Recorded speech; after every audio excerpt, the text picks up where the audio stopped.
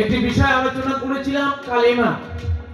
তো কালেমা কি বিষয়বস্তু, এইটা কিন্তু বাবা এখন নতুন করে আর বলার কিছু নেই। কেননা কালেমার সম্বন্ধে জিক্কা শরীফের তালিম দিয়ে যা বোঝানো হয়েছে, এটা সারা বাংলায় আর কেউ কোথাও পাইছে কিনা আমি জানি না। এর চাইতে ভালো কিছু কালেমার সম্বন্ধে আমার জিক্কা শরীফের যে তালিমগুলো, জাত সেফাত উরুজ নজুল ফানা বাঁকা, এইগুলো দিয়া পরিপূর্ণভাবে কালেমাটাকে যেভাবে বুঝাইছে, এই আলোচনায় আমি যাব না, এটা আপনারা জানেন। এই বেটা আমার দিকে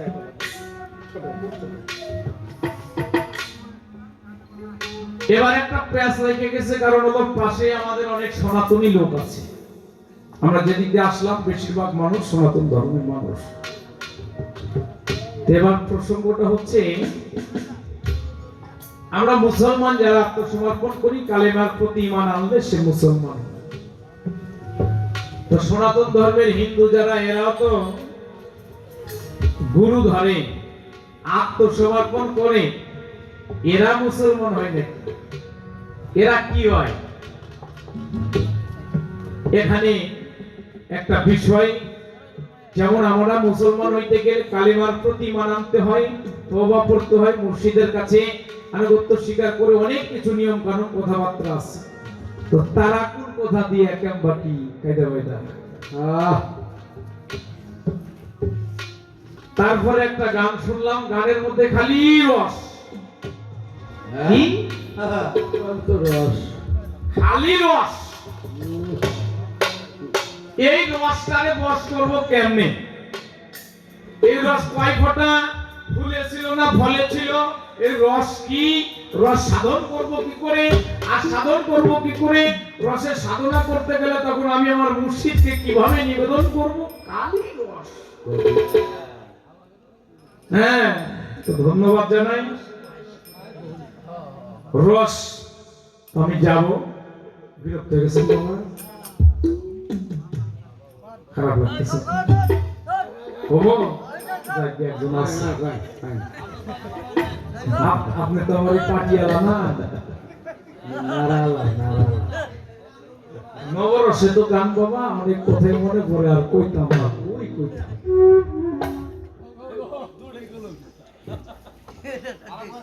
অনেক সনাতনী মানুষ কালেমা পড়েছে, পড়ে নাই? আচ্ছা বলেন তো, লা ইলাহা ইল্লাল্লাহু মুহাম্মাদুর রাসূলুল্লাহ, আমার কথাই কেউ ভুল বুঝবেন না বাবা, এই কালেমা আমার মনে হয় প্রত্যেকটা হিন্দুর মুখস্থ। এই 12টা হরফের অক্ষর 24টা, ইয়ে মনে করতে কতক্ষণ লাগে? মুখস্থ না? হ্যাঁ, আচ্ছা, তাহলে তারা কিন্তু এই কালেমা মুখস্থ। হরে কৃষ্ণ কৃষ্ণ কৃষ্ণ কৃষ্ণ কৃষ্ণ হরে হরে, এই যে 16 নাম 32 অক্ষরের মধ্যে, এই যে 16 নাম 32 অক্ষর প্রায় মুসলমানের জানা না। হরে কৃষ্ণ কৃষ্ণ কৃষ্ণ হরে হরে, হরে রাম রাম রাম হরে। এই 16 নাম 32 অক্ষর মুসলমানরাও জানে, তাই বলে কি মুসলমান হিন্দু হইছে? আমাকে ভুলেও জানে। কথাটা বলার মধ্যে একটা কারণ আছে। এখানে আনুগত্য স্বীকার করতে হবে, আতি আল্লাহ আতি রাসূল, অর্থাৎ আল্লাহ আল্লাহর রাসূলের প্রতি, কালেমার প্রতি যারা ঈমান আনছে, এই ঈমান না, তারাই কেবলমাত্র কালেমা পড়ে তওবা পড়ে আত্মসমর্পণ করে পরিপূর্ণ সহিয়াতুল মুসলমান। তাছাড়া ওই যুদ্ধের সময় আমি গল্প শুনেছি, অত সময় আমি হই নাই, আমার বয়স অত না বাবা।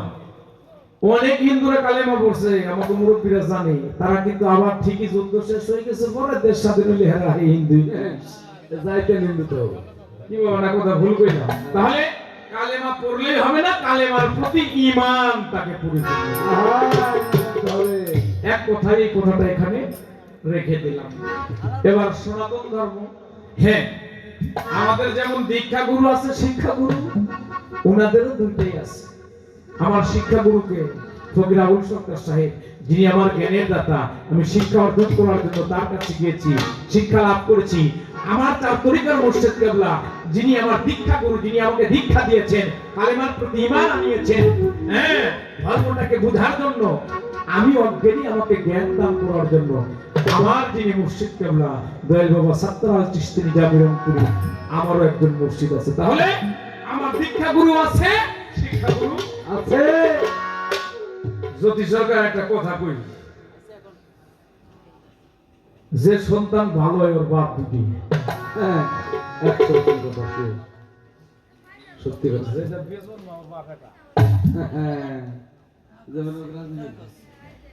বুঝেন নাই বাবা, পিতা মাতাই যেটা জন্ম দিয়েছে, ওই যে পিতা পিতৃধন থেকে আমি যে ধরাধামে আসলাম, পিতা মাতাই যেটা জন্ম দিয়েছে ওইটাকে বলা হয় ভূত। কি বলে? ভূত। এই জন্য তালিমের ভাষায় বলা হয়েছে পঞ্চ আত্মা, পঞ্চরূহ, পঞ্চভূত। হ্যাঁ, এই পঞ্চভূত দ্বারাই আমাকে তৈরি করা হয়েছে। আপ, আতশ, ভাত, ভাত, সাবাবান, আগুন, পানি, বাতাস, মাটি, নূর। এ বাবা, এইটা হলো আমি তৈরি হয়েছি ভূত। আমরা ভূত খুঁজে বেড়াই জোর জঙ্গলে। আচ্ছা, জোরে কোন ভূত থাকে? আমার সে বড় ভূত আছে? আমার মতো ভূতকে নিয়া, আমার মতো ভূতকে নিয়া, আমার আতিক চাঁদের মধ্যে একজন মানুষের কাছে নিয়ে ওইটাকে পুত বানানোর জন্য গুরু গোসাইয়ের কাছে যেতে হবে। বাবা, আমার আতিক চাঁদ, আমার দেওয়ান রশিদ বাবা, আমার মুর্শিদ চাঁদের মতো একজন মানুষের কাছে গিয়ে ওই ভূতটাকে পরিপূর্ণ পুত বানাইতে হবে। বুঝেন নাই? এটা ইসলাম ধর্মে আছে, সনাতন ধর্মের এরাও তাই বলে সনাতনীরা মুসলমান হইবে না, কারণ ওদের মন্ত্র আলাদা। কেন? ওরা যে বিষয়ের উপরে দীক্ষা নিয়েছে ওদের কালামটাই আলাদা। ওদের তো লা ইলাহা ইল্লাল্লাহু মুহাম্মাদুর রাসূলুল্লাহ না, ওরা নিয়েছে হরে কৃষ্ণ কৃষ্ণ কৃষ্ণ হরে হরে, হরে রাম রাম রাম হরে হরে। কথাটা আলাদা না, ব্যক্তিও আলাদা। আমার নবী আর এই যে হরে কৃষ্ণর ব্যক্তি এক হতে পারে না, যাতে বিভাগ করবেন। এই জন্য ওরা যার প্রতি ঈমান এনেছেন, গুরু মেনেছেন, ওরা ঠিকই ওদের ধর্মকে স্বীকার করে। সনাতনীরা সেখানে গেছে। বাবা একটা কথা বলে যায়, ছোট করে, কেন তারা মুসলমান হলো না? তাহলে নাম আলাদা, কোন নামের উপরে তারা দীক্ষা নেই? আমরা যেমন আল্লাহ আল্লাহ রাসূলের প্রতি কালেমার প্রতি মানানি, মসজিদের হাতে হাত দিই। সত্যের যুগে যেজন ছিল, ওই আমার ভাই সত্যকে ছিল, সত্যের যুগে নারায়ণ ছিল, বলে দিলাম তাই। তেতা যুগে রাম রূপ ধরে আসিল এই ভাবে করে, সেজন্য সাধুকে রাম রূপ ধরে আসিল এই ভাবে করে, সাধুকে রাম রূপ ধরে। সত্যের যুগে নারায়ণ, নারায়ণকে আল্লাহ, মুহাম্মদ, আদম, এই তিনটাকে আমাদের ইসলাম ধর্মে বড় করা হয়েছে। আর সনাতন ধর্মে কি বলা হয়েছে? সনাতন ধর্মে বড় করা হয়েছে কাদেরকে? দেবাদিদেব মহাদেব, দেবাদিদেব মহাদেব, হ্যাঁ, নারায়ণ, এবং আরেকজন আছে যার নাম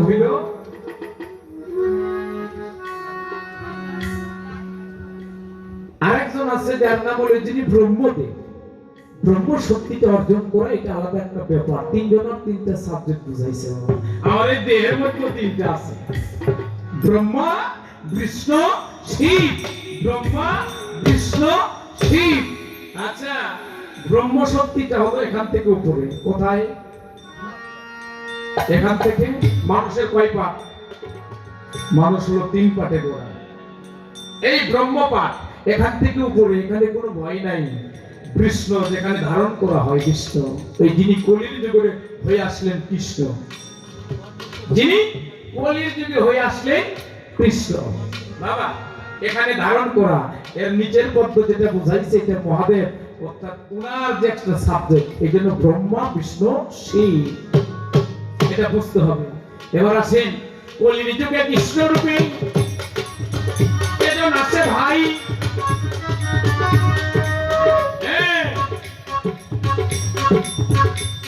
কলিতে গৌরঙ্গ রূপে আমি দেখিবার উপায় তার যুগতে উদয় হলো কোন কথা খুলে কোন সে তার যুগেতে উদয় হলো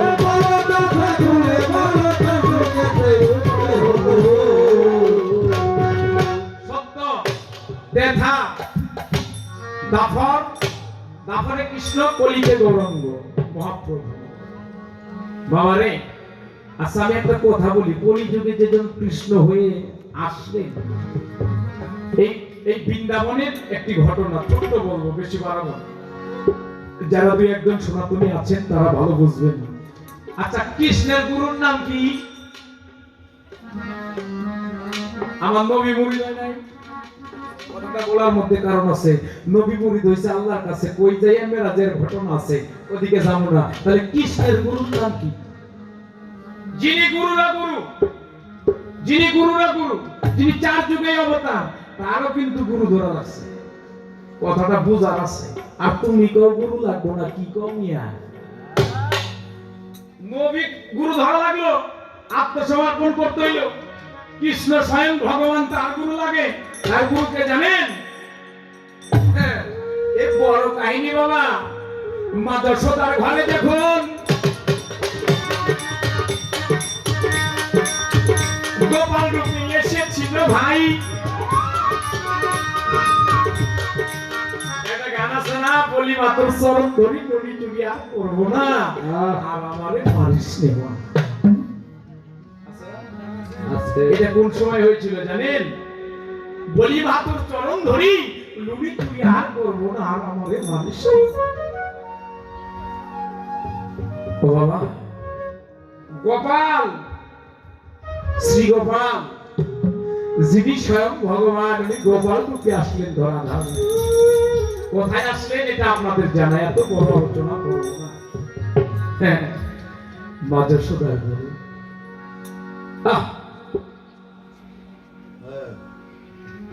মা যশোদার গুরু ছিল, জেনে নিতে হয়। মা যশোদা গুরু ছিল। গুরুজি আসলেন, এসে মা যশোদা যখন ধরা দামে গুরু সেবা দিবি, একটু লক্ষ্য করেন। আচ্ছা আমার আতিক সান আমার বাড়ি গেছে, আমি ওনার ভক্ত। অন্য মানুষকে যেভাবে সেবা দেই, আমার দয়াল দেখিও নেই না না, যাইব সময় বিশেষ, তারপরে একটু আলাদা আসেনি। কারণ গুরুকে সেবা দিতে হইলে এখানে একটা পরিবেশ তৈরি করতে হয় বাবা। গুরুকে সেবা দিতে হলে একটু পরিবেশ তৈরি করতে হয়। আমার মা যশোদা চিন্তা করে যে একটু পরিবেশ করে নেই, কারণ ঠাকুরকে সেবা দেব। যখন সেবার আয়োজন হয়ে গেছে, আচ্ছা যারা ভক্ত তারা মুর্শিদের আগে দিয়ে দেয় না? এখানে একটা ব্যাপার আছে কি, যাই যখন ঠাকুরের সঙ্গে সেবা নিয়ে গেছে, নিয়ে গেলে প্রত্যেকটাই পীর মুর্শিদ দেখবেন, গুরু গোসাই যারা, তারা ওই সেবাটা যখন গ্রহণ করে দেখবেন উনি কাকে যেন স্মরণ করে। আমরা করি না, নিমন্ত্রণ করি না, নিবেদন করি না। এক কথায় আমি আমার দয়াল নিমন্ত্রণ করি, কিছু একটা স্মরণ করি, তো তারা নেই।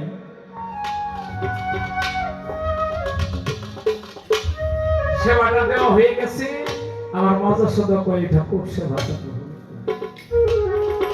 দুটি চক্ষু বন্ধ করে জগতের ভিতরে মালিককে দেখুন একটু ভক্তি ভরে স্মরণ করে, দুটা চোখ বন্ধ করে সেবাটা নিতে গিয়ে যখন স্মরণ করছে, চোখটা খুলে সেবা নিতে যাইব, দেখে ছোট্ট একটা বালক গোপাল ওই প্লেটের মধ্যে হাত দিয়ে বই দিচ্ছে। আচ্ছা আমার ভক্তের সন্তান, সে যদি আমার এই সেবা নেওয়ার আগে আমি আমার গুরুকে দেবার গিয়া আমি স্মরণ করেছি, এখনো সেবা নেই, ওই সেবাটা হলো না। যশোদারে ডাক দেখো, ওরে ধর, ও তো আমার সেবাটা নষ্ট করলো রে, নিয়ে চলে গেল। এই সেবা হবে না। আবার নতুন করে আয়োজন করে, আবারও রান্না বান্না করে, আবারও যখন নিয়ে আসছে, আবারও যখন ভক্তি করে স্মরণ করছে, দেখে গোপাল এসে হাত দিয়ে নিয়ে আসছে। কথাটা কেন বলছি বাবা? বাবা মা রাইগে গিয়া কয়বার দয়ালের সেবা দেওয়ার জন্য আমার কষ্ট দিবি রে গোপাল তুই? পরে কি করলো? একটা দড়ি দিয়া বাড়ি থেকে অনেক দূরে নিয়ে পান্ডা রাখছে, যেন যাইতে না পারে। ওই ছোট্ট গোপাল যেন যাইতে না পারে। আমার বারে বারে সেবা নষ্ট হয়ে যায়, আমি আর কষ্ট করতে পারবো না গোপাল, তুই আর আমারে কষ্ট দিস না। গোপাল তো মনে মনে হাসে, কারণ ভক্ত যদি স্মরণ করে গুরু থাকতে পারে না। কোন ভক্ত যদি গুরুকে স্মরণ করে গুরু কি থাকতে পারে? গোপালকে নিয়ে বাইধা রাখছে। তৃতীয়বার যখন সেবার আয়োজন হয়ে গেছে, আবারও যখন নিমন্ত্রণ করেছে সেবা নেবার, ঠাকুরের নিমন্ত্রণ দেখে যে গোপাল মুখে দেয়া মানে ডাক দিয়ে কয়, মা গোপাল তুমি আটকাও না, বাবা আমি তোর পাইন্দা রাখছি, কইলো কেমনে? আমার গোপাল একটা মুস্কি হাসি দিয়ে কয়, ঠাকুর কোন ভক্ত যদি ভগবানকে স্মরণ করে ভগবান কি থাকতে পারে? আরে পাগল হয়ে গেছে কি কয়? ওই তুমি নিমন্ত্রণ করে কাকে সেবা দাও, সেই দেখো তো সে আমি। আমাকে যত বেঁধে রাখো, পৃথিবীর কোনো শক্তি নাই। আমি গোপাল, আমি কৃষ্ণ, আমি নারায়ণ, আমাকে আটকাইতে পারে? তুমি তোমার অনুগত ভক্ত, তুমি যখন আমাকে স্মরণ করেছো, আমাকে পৃথিবীর কোনো শক্তি আটকাইতে পারবে? দুই চোখের পানি ফেটে ঠাকুর দুটি হাত জোর করে বলে, আমার ভুল হয়ে গেছে প্রভু, আমি আপনাকে চিনতে পারি নাই, কারণ ছোট বালক থেকে গোপালকে কেউ বিশ্বাস করে নাই যেটা সে হতে পারে। ও ঠাকুর, আমি আপনাকে চিনতে পারি নাই, আমাকে ক্ষমা করে দেন। ক্ষমা করে দিলাম, তবে হ্যাঁ তোমাকে আমি ক্ষমা করে দিতে পারি, তোমার যে একটা কাজ করতে হবে। বলে ঠাকুর কি বলো? বলে তোমার একটা কাজ করতে হবে, তুমি আমাকে দীক্ষা দাও। বললো তোমাকে আমি ক্ষমা করে দিতে পারি, দেব, তুমি আমাকে দীক্ষা দাও। আছে নাকি আর? এই জগতের মধ্যে ঠাকুর কয়, আমি যে নাম সকল ভক্তদের কানে দিয়ে থাকি, আমি যার নাম কানে দেই তারে কেমনে কোন নাম দেব? ঠাকুর কয়, আমি কৃষ্ণ নামই তো দিয়ে বেড়াই ভক্তদের, আমি কৃষ্ণরে কি নাম দেব? আমি কৃষ্ণ নাম জগতের মধ্যে আমার গুরু নাম তাই আমি ভক্তদের মধ্যে দিয়ে থাকি, কিন্তু আমার গুরুকে আমি কি নাম দেব? আমি এটা ভালো গোপাল হাঁটতে হাঁটতে বুকের মধ্যে সরাই ফেলে কয়, কানের কাছে যাইয়া যার নাম তার নাম, যার নাম তুমি তার কি? আমার কার্তিক চন্দ্রের নাম, আমার আতিক চন্দ্রের নাম, ওই নামটাই তুমি আতিক চন্দ্রের কানে দিয়ে দাও। গুরু তাই করলো। কথাটা বলার কারণ বাবা, অনুগত ভক্ত যারাই বান্ধবকে চিনেছে, কলির যুগে কৃষ্ণ স্বয়ং ভগবান, তারও কিন্তু এইভাবে দীক্ষা নেওয়ার দরকার হয়েছে। কেন? ও যদি না নিত তাহলে জগতের ভক্তরা দীক্ষা নিত না। আমার নবীজি যদি মুরিদ না হইতো, আল্লাহ যদি ওই দিন না কইতো আমি বেমুরিদের সাথে কথা কই না, আমাদের সমাজে মানুষ মুরিদ হইত। বুঝেন নাই? এটা জগৎকে শুধু বুঝানোর জন্য। ওনাদের মুরিদের প্রয়োজন ছিল না, দীক্ষার প্রয়োজন ছিল না। এই জীবকে উদ্ধার করার জন্য অনেক কিছু করতে হয়। জীবকে উদ্ধার করার জন্য অনেক কিছু করতে হয়। এই জন্য বলি, যে ওই কালাম করে কেউ মুসলমান হয় না, ওইটা ওদের ধর্মের জন্য। এখানে কথাটা রেখে দিলাম, একটা গান করি রে বাবা, একটা গান করি, তারপরে দেখে আল্লাহ বিপদে ফলাইছে। খারাপ লাগতেছে, খারাপ লাগে।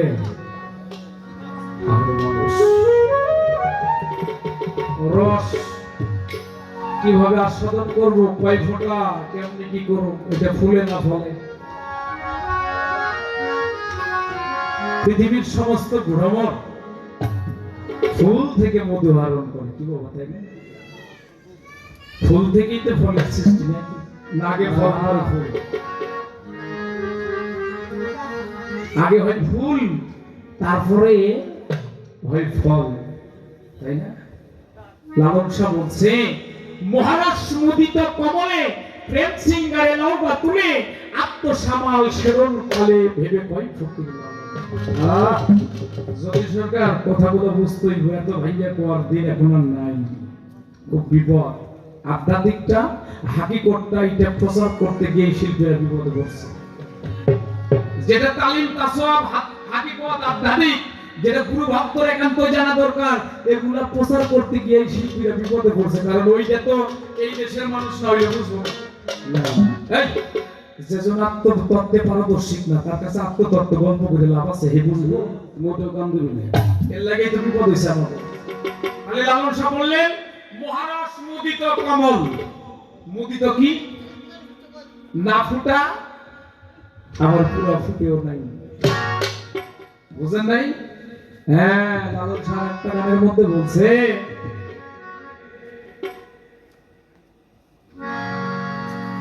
কোন ফুল দিয়ে আপনি করবেন একটু লক্ষ্য করুন। এক ফুলের মর্ম জানতে হয়, যে ফুলে অটল বিহারী, ওটা শুনতে লাগে ভয়। ফুলে মধু প্রফুল্লতা, ফলে রয় তার অমৃত। এই দেখো, ফুল ছাড়া ফল নাই, ফল ছাড়া ফুল নাই। হ্যাঁ, ফুলে মধু প্রফুল্লতা, ফলে তার অমৃত সুধা। এমন ফুল দুনিয়ায় পয়দা জানিলে দুর্গতি।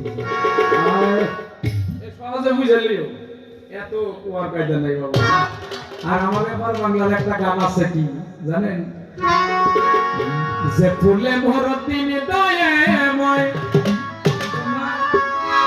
যে ফুলে ভরতিন দয়াময়, এত গান গান না। ভাড়া বলে হয় না পূজা, ফুলে হয় না পূজা, ভাড়া বলে হয় না পূজা, ভাড়া লাগে তুলিতে হয়। যে ফুলে বড় দিন দয়াময়, যে ফুলে মোর দিন দয়াময়, যে ফুলে মোর দিন দয়াময়, যে ফুলে মোর দিন দয়াময়, যে ফুলে মোর দিন দয়াময়। বসন্তের দম লিচি লাগে,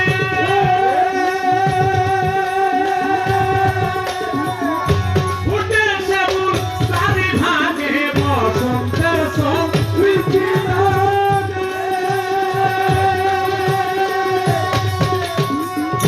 ফুটের সেবুল চারি ভাগে।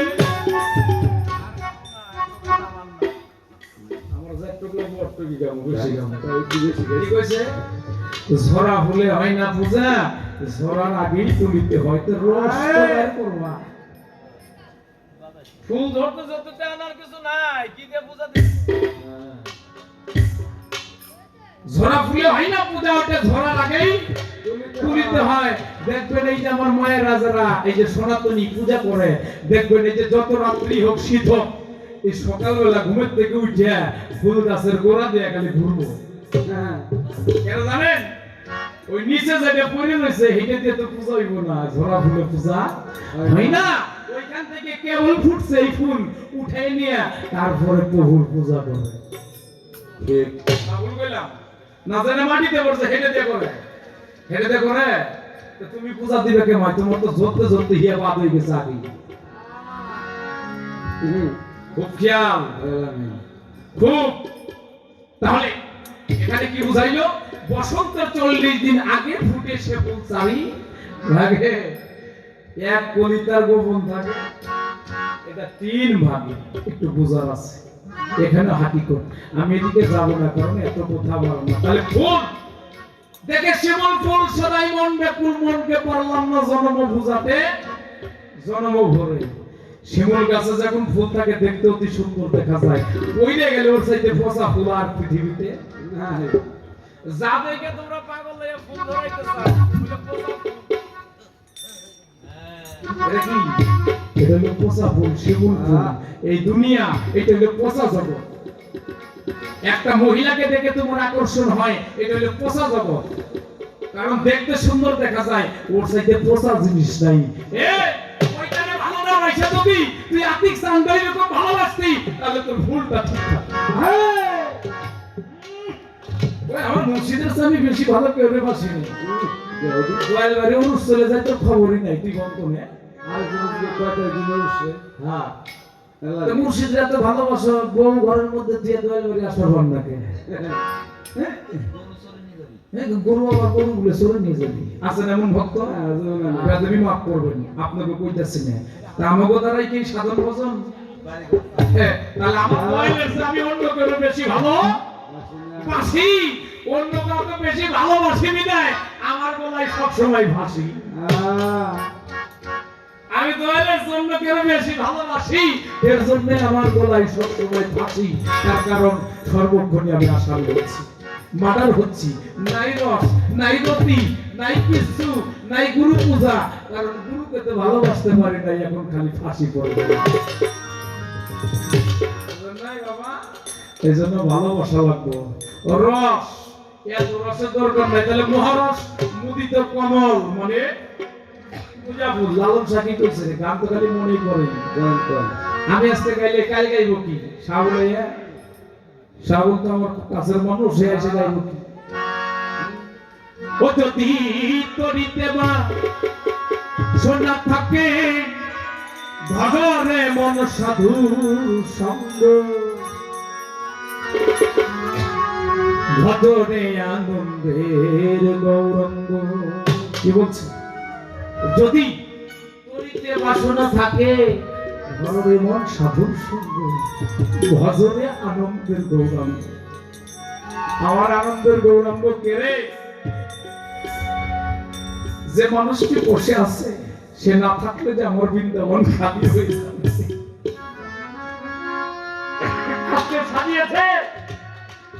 আমার আতিক চাঁদ যদি না থাকে, তাহলে সেই মধুর বৃন্দাবন আমার গৌরাঙ্গ খালি হয়ে যাবে। তাই এটাকে বুঝতে হইলে লালনটা বলছে, যদি তরিতে বাসনা থাকে ধরনে মন সাধক সঙ্গ, ভজনে আনন্দের গৌরব।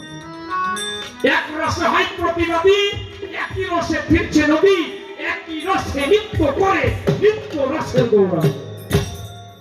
এত রস তোমার খোঁজা লাগবে না, তুমি একটা রস খুঁজো না। রাধা বল্লভ সরকারের গানটাকে আমার প্রশ্ন করছে, কিন্তু রাধা বল্লভ একটা জবাব ওই জায়গায় দিচ্ছে, কি জানেন? হ্যাঁ, পঞ্চরস একাত্র করা, প্রেম রস হারিতে ভরা, পঞ্চরস একাত্র করা, প্রেম রস হারিতে ভরা। রাধা বল্লভে কয় পাইল তারা, বল্লভে কয় রাধা বল্লভে কয় পাইল তারা, ভাবের মরা মরল হবে। গাবো না কি কইছে? প্রশ্নটা করছে না? এই পঞ্চরসের কথা এখানে কইছে, রাধা বল্লভে কয় পাইল তারা, ভাবের মোরা মরল ভাবে। এই গানের আগের কথাটা কি কইছে? আছে পঞ্চরস একাত্র করার, প্রেম রস হারিতে ভরা। এটা বাদ দিলা কে? এই প্রেম রস যতদিন ঠিক হয় নাই, এতদিন তোমার কোন রসই ঠিক হইব।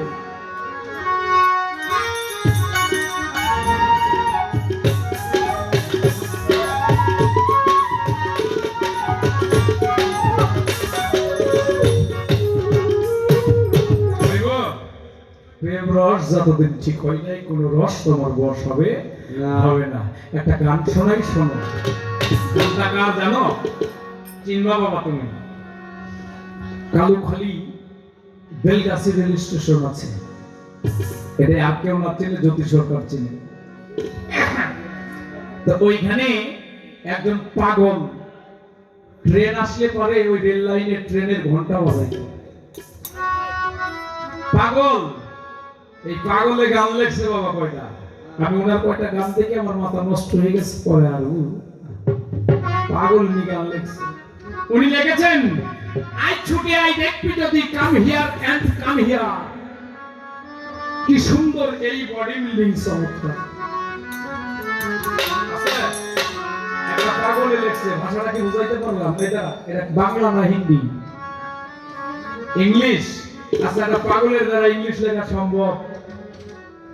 একটু বুঝেন কি বুঝাইছে। আই ছুটে আই দেখবি যদি come here and come here. কি সুন্দর এই বডি বিল্ডিং চমৎকার। বাহ, দেখ না রে গড ইজ অলমাইটি, বলেছে কি সুন্দর বডি, কোন সাহসে করলি এন্টি, না বুঝে হলি মানা। হেলথ ইজ ওয়েলথ বুঝলি না রে, বুঝবি তুই কদিন পরে, মিস ইউজ করিয়া শেষে হয়েছে লাইফ লোজা। বালিকা বিদ্যালয়ে ছয়টা পাস করতে হয় গুরুর কাছে, যেজন করছে পরীক্ষাতে সে পেয়েছে বডি তত্ত্বের ফার্স্ট নাম্বার। বালিকা বিদ্যালয়ে পাস করা লাগবে, এই যে সে বিদ্যালয় না। এখন ওনার লেগে একটা গান গাই হলো, ওরে ভার পরিষ্কার কর গায় আগে, ওই যে রস, এই দেহ ভার পরিষ্কার কর গা আগে, আর যেন ঢুক কেন মাসি শুন বলি মন গাছি তোরে, ওরে শুন বলি মন গাছি। রস তৈরি করবো, তাহলে গাছিটা ভালো হওয়া লাগবে। এই আপনারা মনে হয় বিরক্ত হয়ে গেছেন বাবা, মেলা পেশা বসতেছে কেন? যখন আসলাম, এই যে আমার বাবাজি ঝিটকা শরীফের পাটালি গুড়, বুঝতে পারলাম, নিয়ে আইছে। তো বাবা আর মায়ে কইল যে এই একটা জিনিস এখনো ভুলে নাই, প্রত্যেক বছর আসে পাটালি নিয়ে আসে। ঝিটকা শরীফের গুড়টা অনেক ভালো। আজকের কথা বলতেছে, এই যে বাবা মঞ্চে বসা। আচ্ছা, সব রসে কি পাটালি হয়? আমার সে আপনারা গাছি ভালো, রস তো তৈরি করবো, আগে গাছি হও। সব রসে পাটালি হয়? হয়, কারণ ওলা রসে কোলা হয় না, জমে না পাটালি, তাহলে সব রস পাটালি হয় না, ওইটা সিটাও হয়, হয় কি না?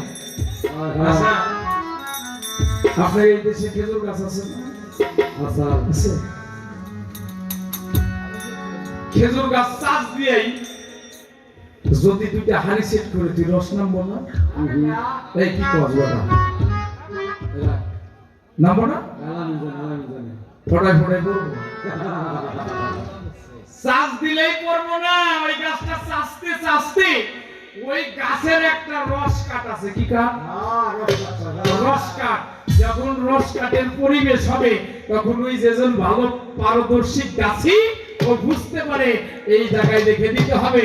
এরপর এইখান থেকে আস্তে আস্তে ঘাইমে ঘাইমে, এই টপ টপ করে পড়বো না, ঘাইমে ঘাইমে এসে এক জায়গায় বিন্দু বন্ধু জমা হয়ে একটা করে ফোটা পড়ে। আচ্ছা বাবা, কি দিয়া পড়ে আমার কোথায় গেলে বুঝবেন না। হাড়িতে নিতে হইলে একটা নাল লাগে, কি বাউতে একটু ফুটো করে ওর মধ্যে একটা নাল সেট করে দিয়ে তুইছে, ওইটা এসে মাধ্যম হইলো হাড়িতে পড়তাছে, তাই না? কতজন রস কাটতাছে না, রস তো বেরিয়ে গেছে।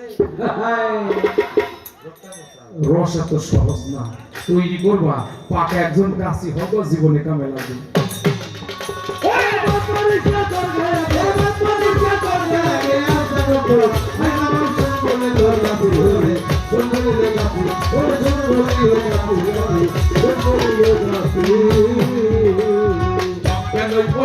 যারা আকাশ নামাই ঝরা, নালে থাকে ফেনা ভরা, শুধু নাচা নাচি, শুধু নাচা নাচি, শুধু নাচা নাচি। আমার মতো অজ্ঞান বহিক যারা মনে শান্তি আকাশ নামাই ঝরা নালে থাকে ফেনা ভরা শুধু নাচানাচি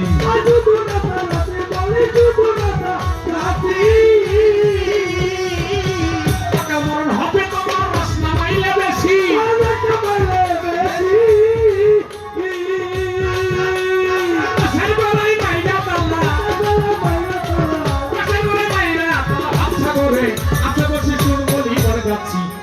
বলি মন গাছি পরিষ্কার করবে পরিষ্কার করবে আর যেন ঢোকে না মাটি বলি বলি বলি গালি ওজন বলি রে গাছি বলি গাছি বিরক্ত হইছেন বাবা খারাপ লাগতেছে আপনাদের তাহলে মহাজন বলল ভার পরিষ্কার দেহ ভার এটা কোনটা আমার দেহের মধ্যে দুনিয়ার ময়লা আবর্জনা ভরা হ্যাঁ আমার আতিক জান যে আমার এই দেহের মধ্যে কিছু দিব এই জায়গায় নেই আর এই দেহ দিয়ে রস তৈরি হবে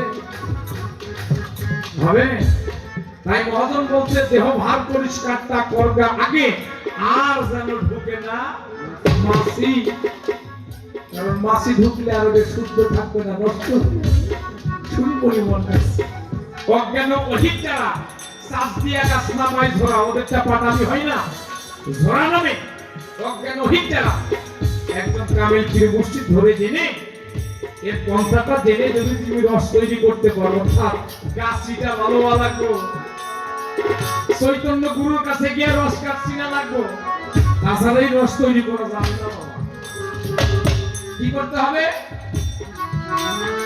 অকাল মরণ হবে তোমার রস নামাইলে বেশি এই জন্য এই সম্পদের হিসাব দিতে যেটা নামাইতেছে না এই হিসাব দেওয়া লাগবে অকাল মরণ হয় এই অকাল মরা মরা যাবে যাবে পরিষ্কার করতে আগে পরিষ্কার করতে আগে আর যেন ঢোকে না মাটি সঙ্গলে রোগাতে হলে সঙ্গলে রোগাতে ওর সঙ্গলে রোগাতে যাবে সঙ্গলে রোগাতে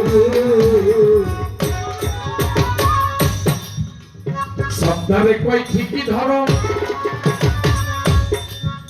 তুমি ভক্তিতে না মাইতে পারো ওই গাছের সাথে মিলন করো তেল গাছের রাশি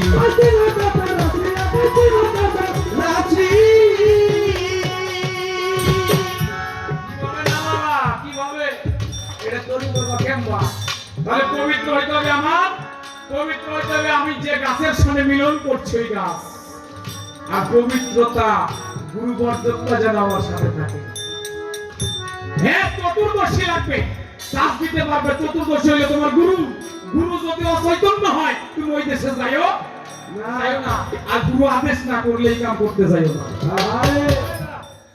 একলা মাপবাড়ি করে এই কাম করো না তাহলে মই দিয়ে সিটে হয়ে থাকবা তোমার গুরু যদি তোমারে কই তুমি যাইতে পারো গুরু যদি না কই তাহলে ওই দেশে যাইও না দরকার নেই কারণ যার গুরু নাম সই তার সব সই তোমার এত কিছু বলার কথা বাবা তাই পাগল সপ্তাহে কই ঠিকই ধরো ভক্তিতে নামাইতে পারো গাছের সঙ্গে মিলন করো চিনো কয় জোর করে নামো মনে ভক্তি দিয়ে না প্রেম করে প্রেমের মাধ্যমে কৌশল করে একটু ভক্তি ঘরে যদি যাইতে পারো তাহলে নামবো তাছাড়া নামবো না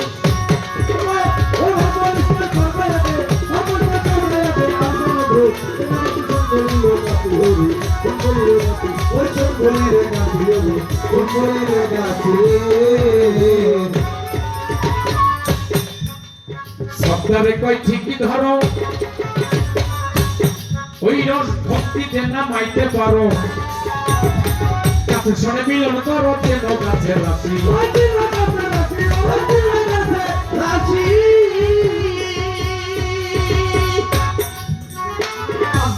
শুদ্ধ ভাবে পাইলে চতুর্দশী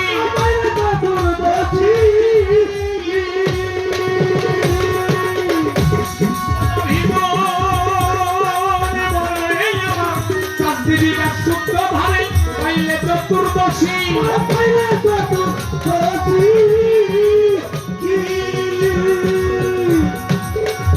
দেবী অমৃত রসে দেবী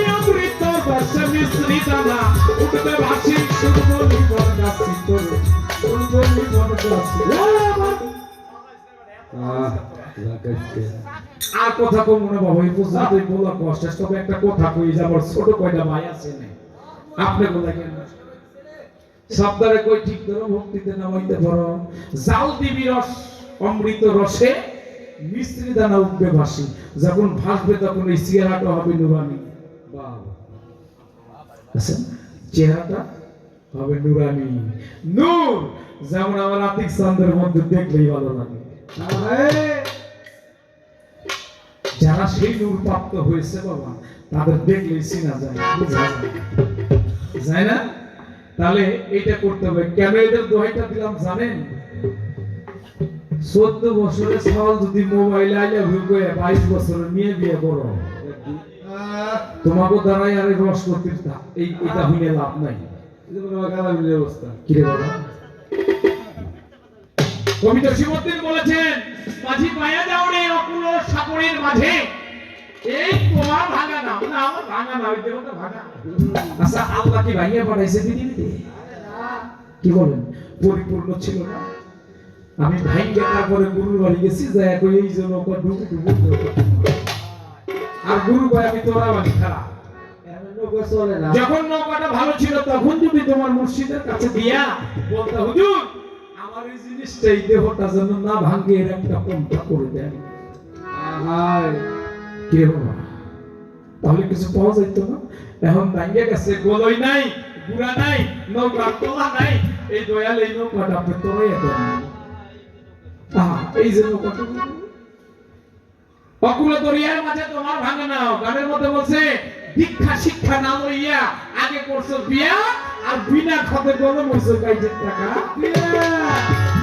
তাহলে দীক্ষা শিক্ষা নিয়ে তারপর করে বাবা তোমরা এই কথাটা এই জন্য বললাম একজন মা ভালো হলে তার সন্তান ভালো হয় আর ভালো একটা সন্তান জন্ম দিতে গেলে একজন মা লাগে গুরু প্রেমিক একটা সহধর্মিণী পাইলে তোর জীবনটাই ধন্য হয়ে যাবে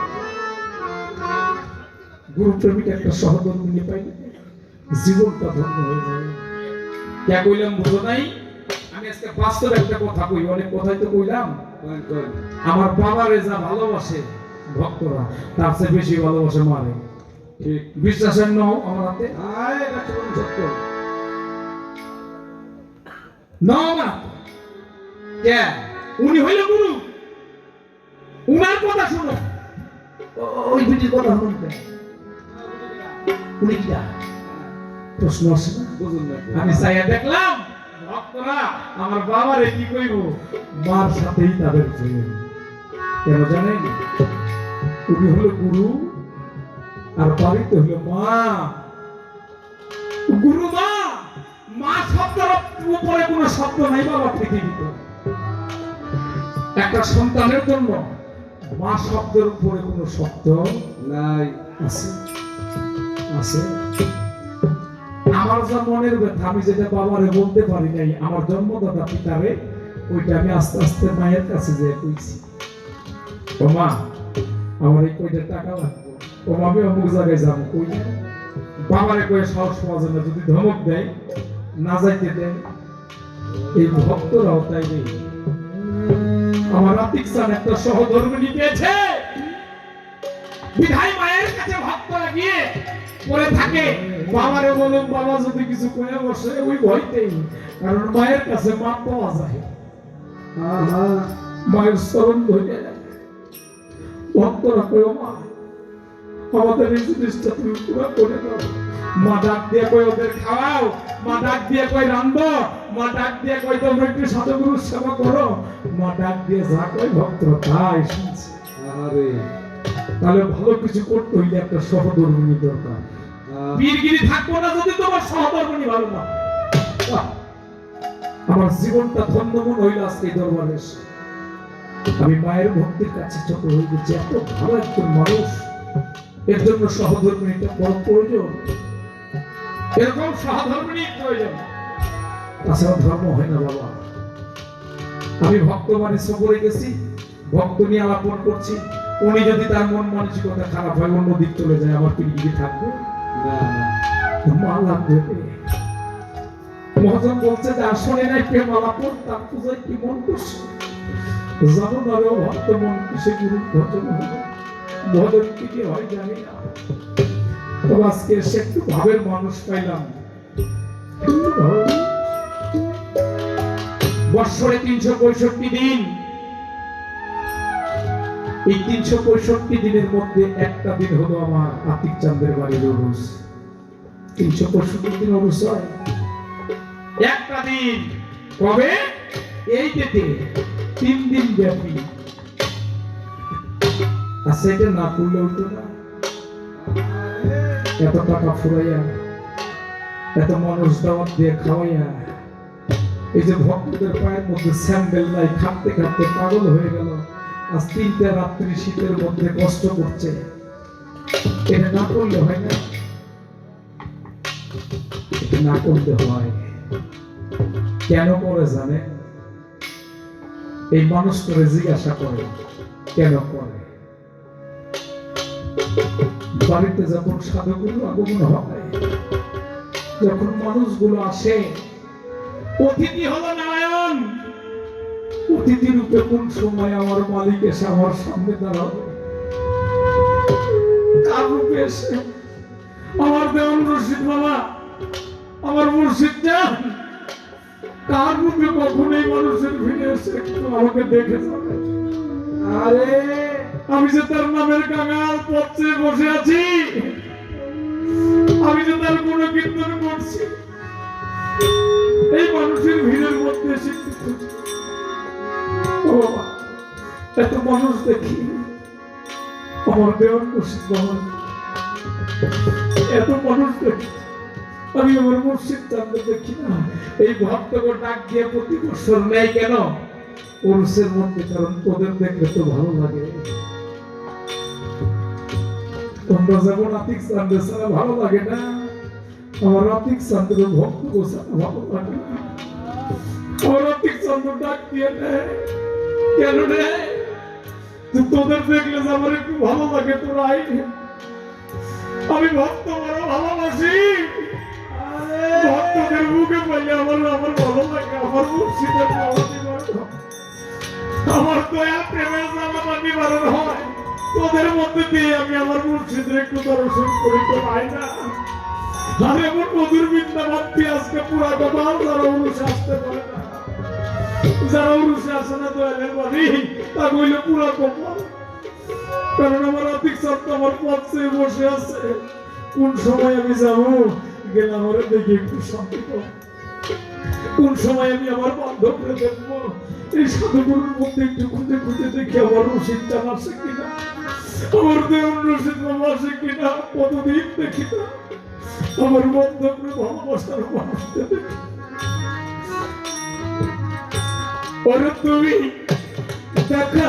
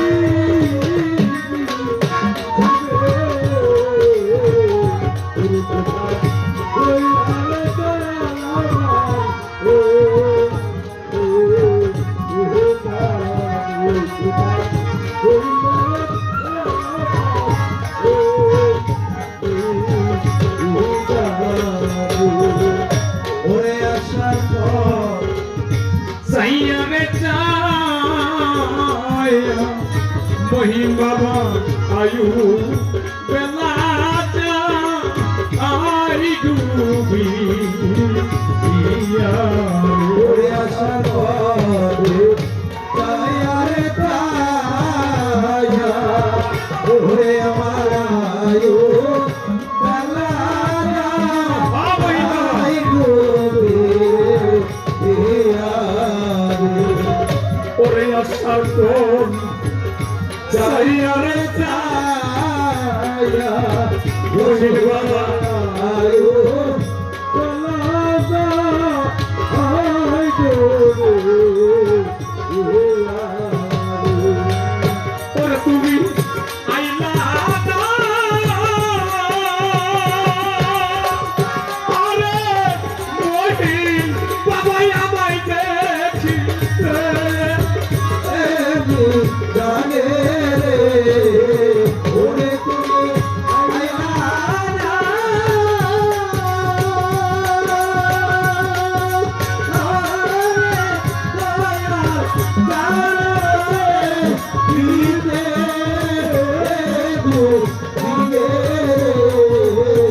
ওরে কোথায় ওইলারে মায়ার এ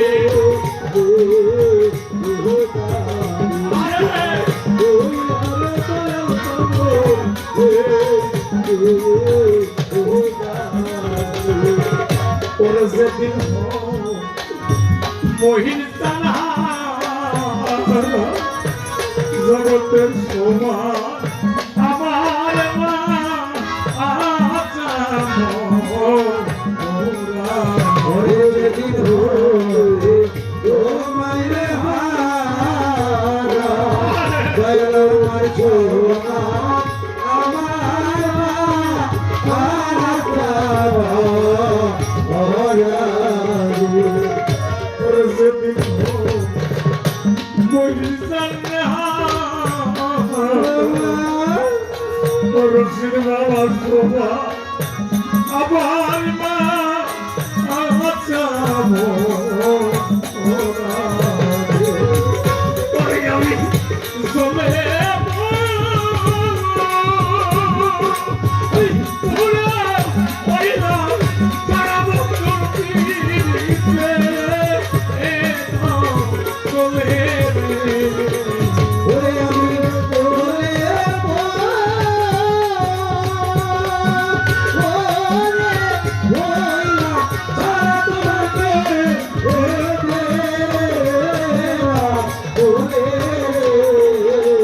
ওরে আমি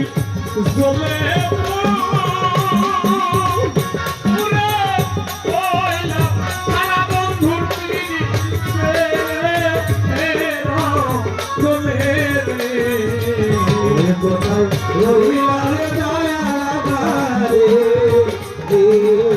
উড়ারে কোথায় রইলারে দয়া লাগারে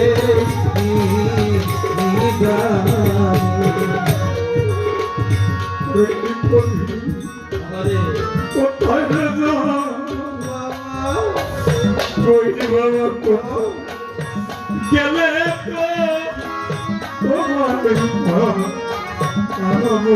ওরে কি করিব কোথায় রে যাবো কোথায় যাইয়ারো তোমায় পাবো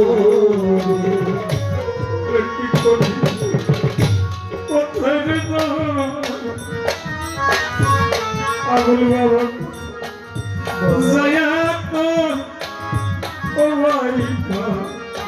আগুলে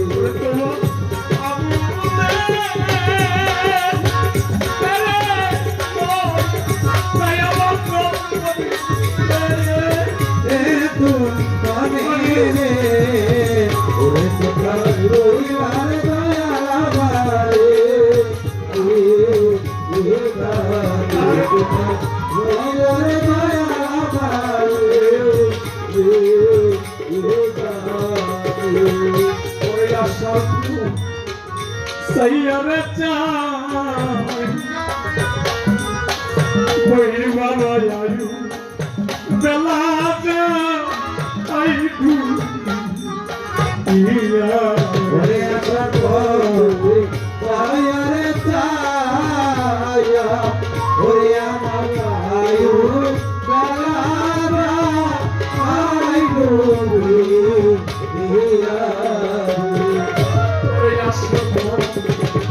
সাইয়ারে চাই বহির বাবা আয়ু বেলা যাই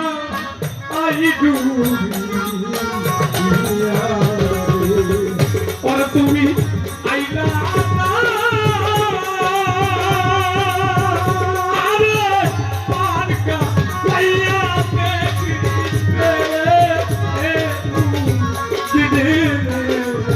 ওরে তুমি আইলা আরে চাকা বিয়ারে পিতে গো দিনে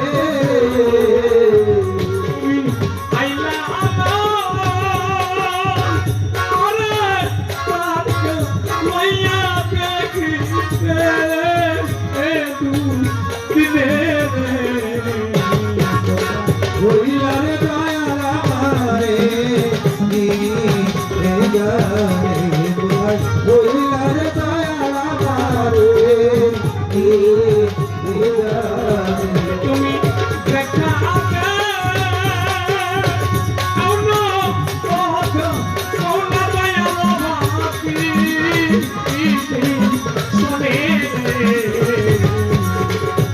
তুমি দেখা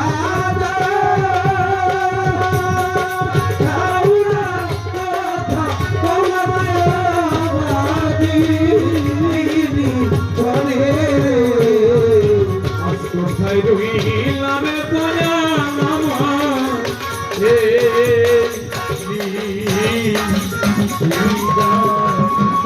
আজ কোথায় রইলারে মহিন আমার দেওয়ান রশিদ বাবা আমারে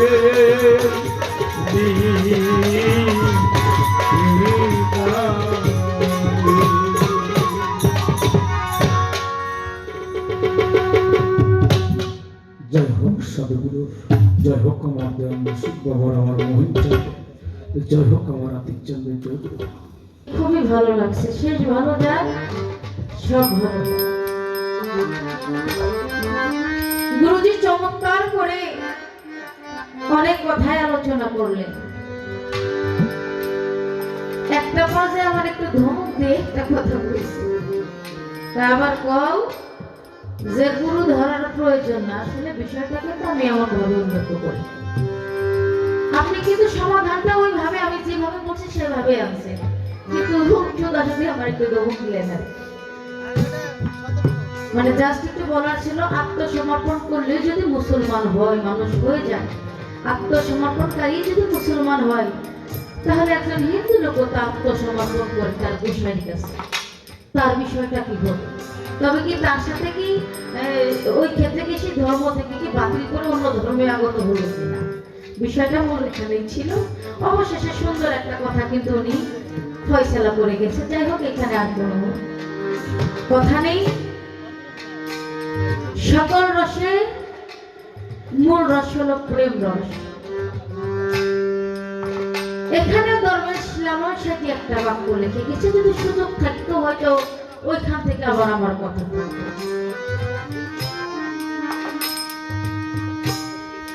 প্রেম সাধিতে ফাঁপড়ে উঠে কাম্য দোকান, সহজ শুদ্ধ প্রেম সাধন করি কেমন। আসলে এটা প্রেমের বাগান। এই প্রেমের বাগানটা কার? আমার আতিক চাঁদের না, না এটা আমার আতিক চাঁদের না, তার মুর্শিদের, তার মুর্শিদেরও না, এটা আমার দেওয়ান রশিদ চাঁদের। এটা তো আমার দেওয়ান রশিদ বাবাজির প্রেমের বাগান না, এটা স্বয়ং আমার সাহা সাপাম বাগা বিগলাম।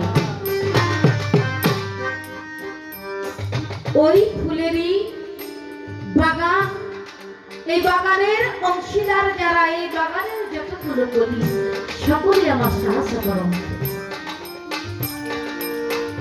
তাই বাজার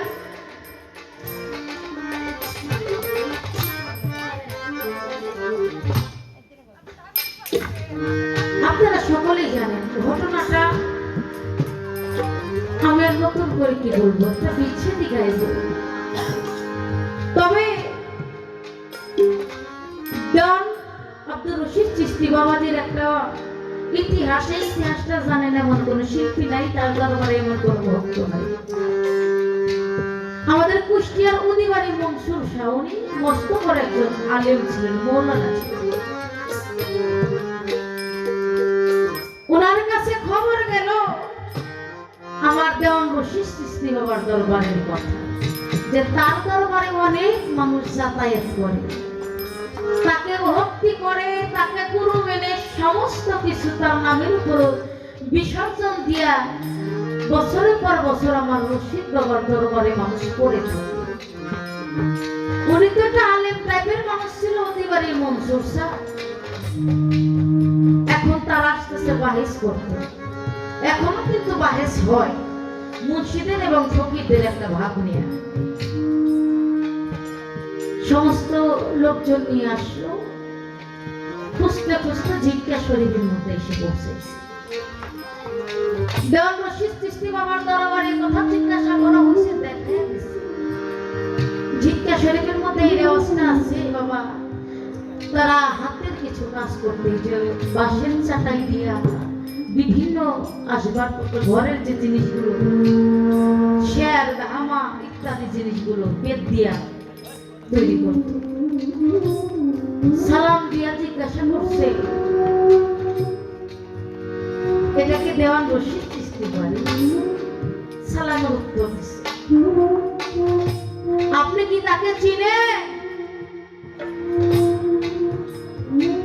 উত্তরে শব্দ আসলে আমার দেওয়ান রশিদ চিশতি বাড়ি না, তো আমি তাকে চিনি না। লোকেরা যে আপনার এই ঠিকানাটা দিল, আপনি এখানে কাজ করতেছেন, চিনেন না? কয়েকদিন না, আমি তো তাকে চিনি না। তার সাথে তো আমি তাকে চেনার জন্য কতটা বছর ধরে আমি অপেক্ষা করতেছি, আমি ওই দেওয়ান রশিদকে চেনার জন্য। দেখে ভক্তরা এসে ওই রোগা পাতলা মানুষটার পায়ে ভক্তি দিয়া মাটিতে ঢুকে যায়। তাদেরকে জিজ্ঞাসা করে, তোমরা যে ভক্তি করতেছো ওই লোকটাকে? করজোরে বলে, উনি আমার মহান মুর্শিদ খাজা দেওয়ান রশিদ আব্দুল চিশতি। উদিবাড়ির মনসুর শাহ একটু রেগে গেল, আমি এত দূর থেকে এসে এই মানুষটার সাথে কথা বলবো দেখে, তার সাথে আমার দরকারি দেখে আমি আসছি, ওনাকে জিজ্ঞাসা করলাম। উনি এত বড় মিথ্যাবাদী, উনি বললো তাকে চিনি না, অথচ উনি দেওয়ান রশিদ। আমার দেওয়ান রশিদ বাবা বললো, মনসুর যখন ডাক দিয়েছে, ও মনসুর, তুমি কুষ্টিয়া উদিবাড়ি মনসুর না? উনি হতবাক হয়ে গেছে, হাই রে, যেই মানুষটার সাথে জীবনে দেখা নাই, কথা নাই, ওই মানুষটা আমার নামটা জানবে কি করে? তুমি কি তোমার ভিতরের মনসুরকে কখনো চিনেছো, দেখেছো? তুমি যে আমার জিজ্ঞাসা করো দেওয়ান রশিদের কথা, তুমি কি জানো আমি কতটা খুব অপেক্ষা করছি ওই দেওয়ান রশিদকে একটা বার চিনার জন্য, একটা বার দেখার। উদিবাড়ি মনসুর শাহ চৈতন্য জ্ঞান ফিরে গেল। আরে তাই তো, আমি অহংকারের বশে কি করতে গেছি? সাথে যারা বাহাস করার জন্য আসছে সকলকে বিদায় দিয়ে দিল, তোমরা বাড়িতে ফিরে যাও, আমি আর বাড়িতে যাব না।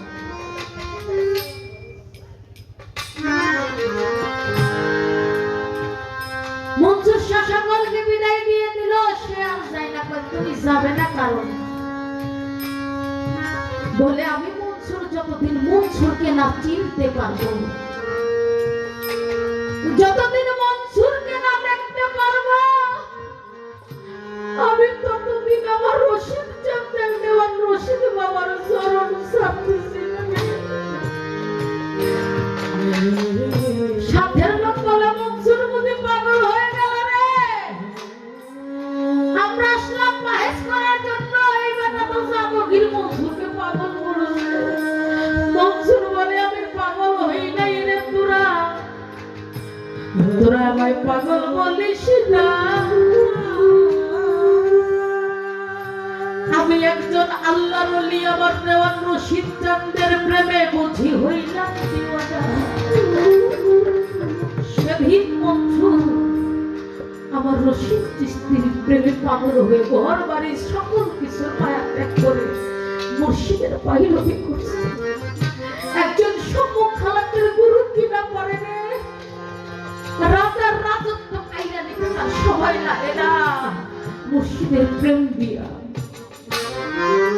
ওরে প্রাণের তরণী আমি তোমার লাইগা ছাড়লাম রে বাড়ি গো।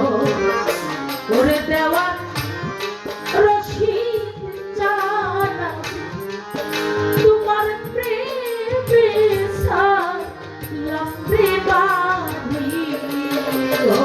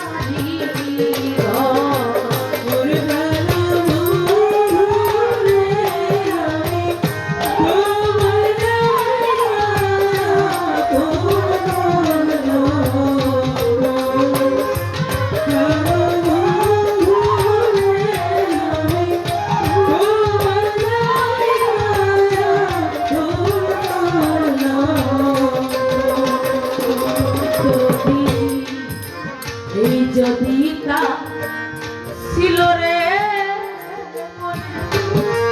প্রীতি বাড়াই গারে গে এই যদি তা ছিল মনে প্রীতি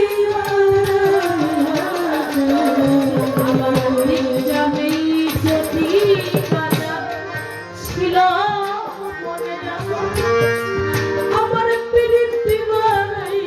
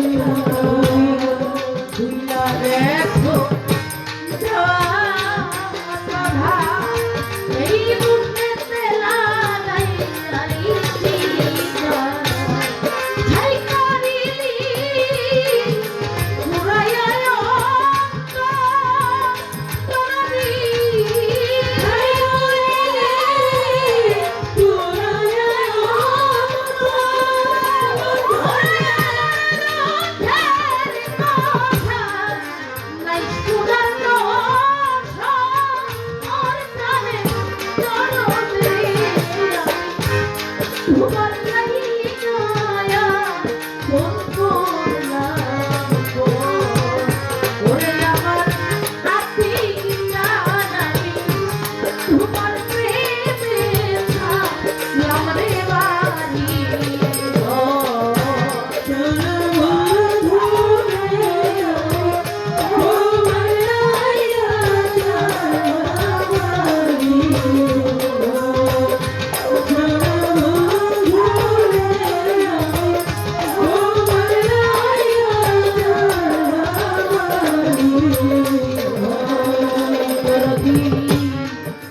তোমার যদি লাগে মায়া আত্মিকিতা এই দাসিরে কইব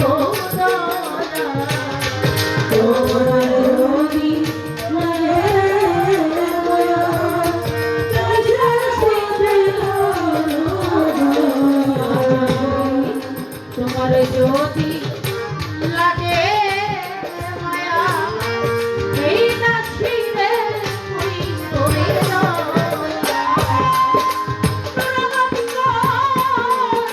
একটু দয়া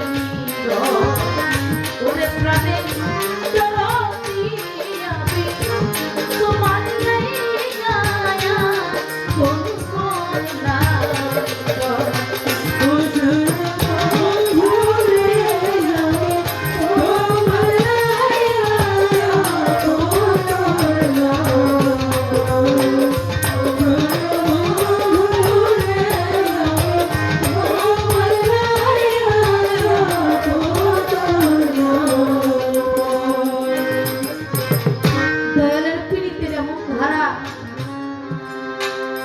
সে আপন মানুষ পর বানাইয়া দেয় সকল কিছু ছাইরা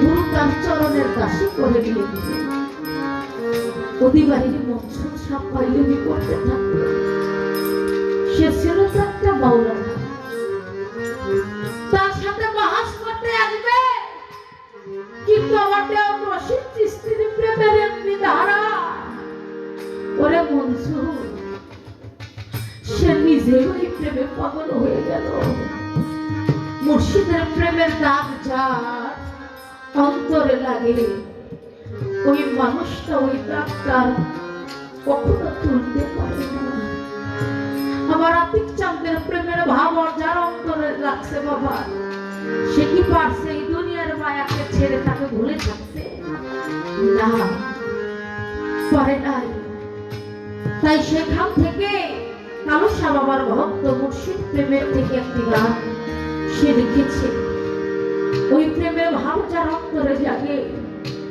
সে আর ঘরে থাকতে পারে না গভীর নিশীথে সে ছুটে আসে ওই নামের আমার দাগের চোখে কলজা ফাটে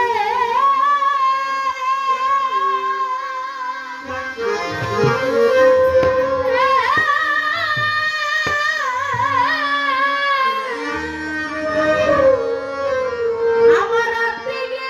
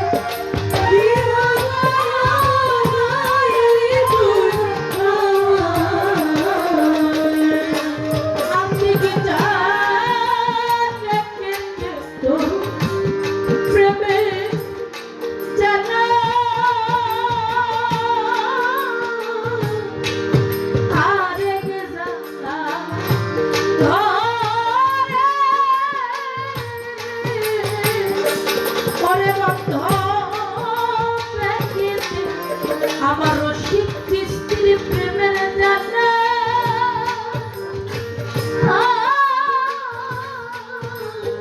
আরে কি জানাই আমার ঘরে ওরে আমার নাহার পাইনি জানা রে জানা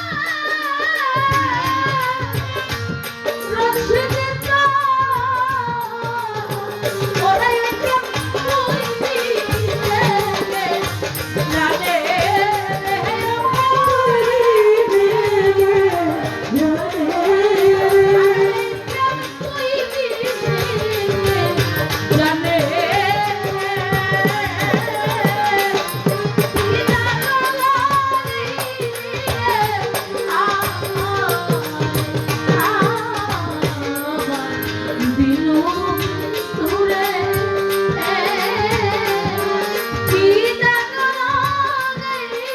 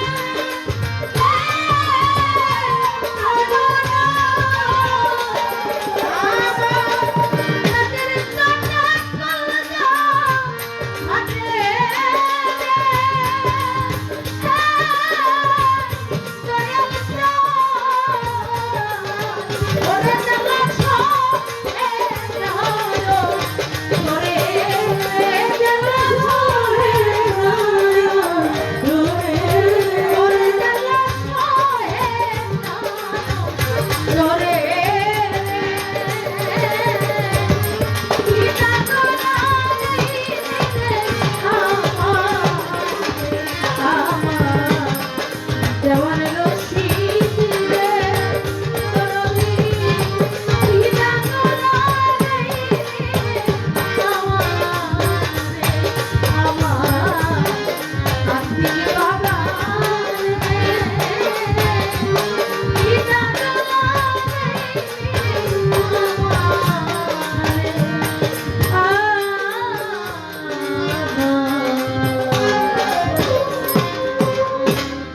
আমার রশিদ